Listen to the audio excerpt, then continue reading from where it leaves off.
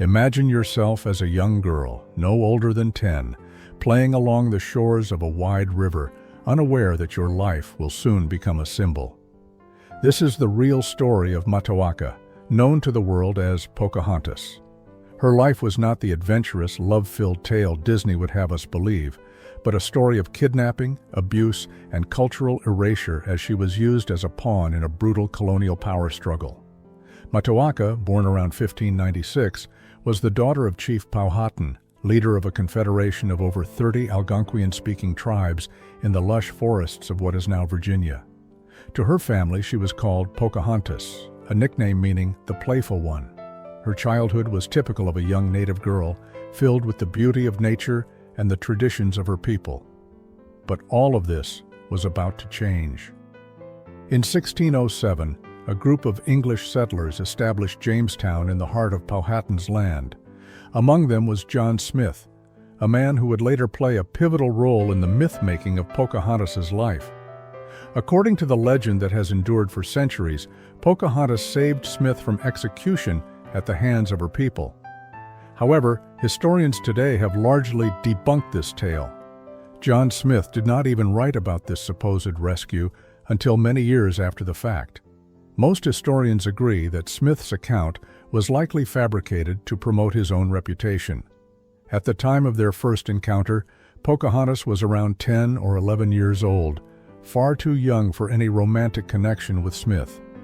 The narrative of Pocahontas falling in love with him was nothing more than a colonial fantasy, a story that made English settlers feel good about their relationship with Native Americans. In reality, relations between the English and Powhatan's people were tense, with frequent demands for food and resources made at the point of a gun. John Smith's fabricated tale of heroism is only the beginning of Pocahontas's story. By 1613, Pocahontas had matured into a young woman. At just 16 or 17 years old, her life would take a dark turn. She was kidnapped by English colonists under Captain Samuel Argall, who sought to use her as a bargaining chip in their negotiations with Chief Powhatan. This was no act of goodwill, it was an aggressive move by the English to exert control over the native people.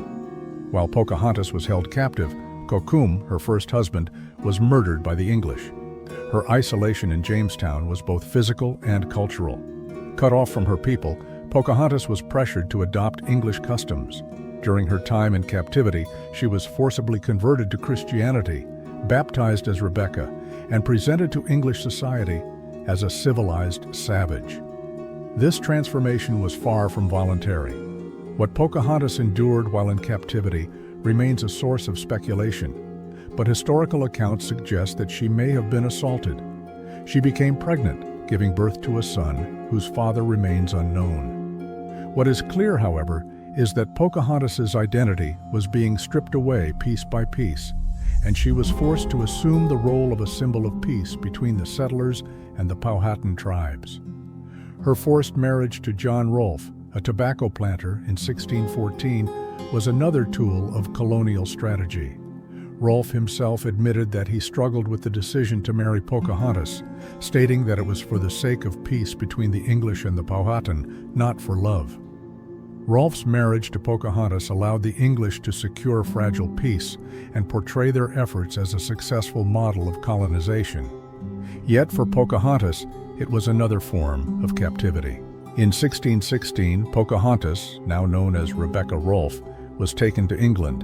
Her journey was part of a broader colonial propaganda campaign aimed at promoting the idea that native peoples could be civilized through European intervention. In England, Pocahontas was presented at court as a living example of this so-called success. She even met King James I and Queen Anne.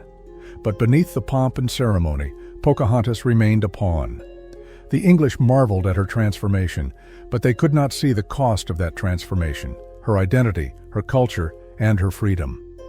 One of the most poignant moments of her time in England was when she encountered John Smith again. Having been told that he had died, Pocahontas was shocked to see him alive. Their brief meeting was marked by tension and anger as Pocahontas confronted Smith for his betrayal and his role in the exploitation of her people. Her life in England was not long. In 1617, as she prepared to return to Virginia, Pocahontas fell gravely ill. The exact cause of her death remains uncertain. Some accounts suggest she succumbed to pneumonia or dysentery, while others hint at poisoning. She died at the age of 21, far from her homeland, her people, and the life she once knew.